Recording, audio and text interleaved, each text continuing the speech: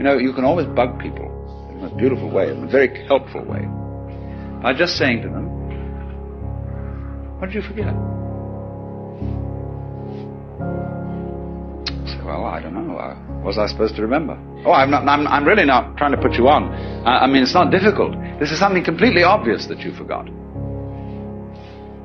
You'd easily remember it because it's so obvious. Well, that's the hardest thing in the world to think of. What's the most obvious thing I've forgotten? Oh, what's that?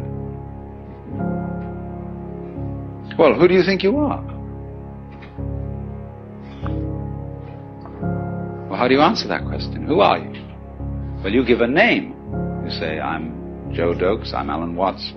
That's not true. That's what people told you you were.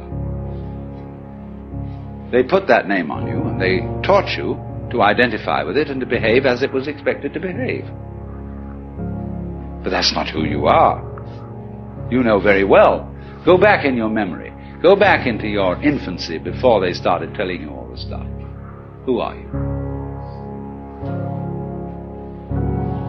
And if you get with that, you'll know very well who you are.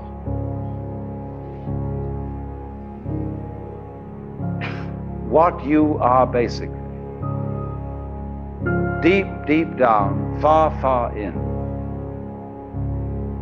is simply the fabric and structure of existence itself. Only there's a conspiracy that you mustn't let on about that. Because everybody is. And if one person realizes it, the other's a little bit offended. They say, well, how come you're so great? So everybody, therefore, who gets an intimation of who they really are and ever comes out with it in Christian civilization, people say, who the hell do you think you are? You Jesus Christ?